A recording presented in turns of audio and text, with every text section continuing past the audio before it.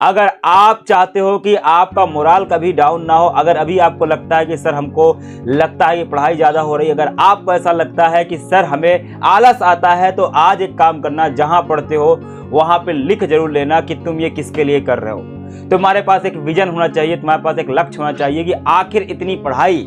आखिर ये सुबह सुबह उठना तुम किसके लिए कर रहे हो, तो उसको लिख जरूर लेना। तुम्हारा लक्ष्य क्या है, तुम किसके लिए कर रहे हो, अपने माता पिता के लिए कर रहे हो, अपने माता पिता की आर्थिक स्थिति को सुधारने के लिए कर रहे हो, किस कार्य के लिए कर रहे हो, इसको जरूर लिख लेना अपने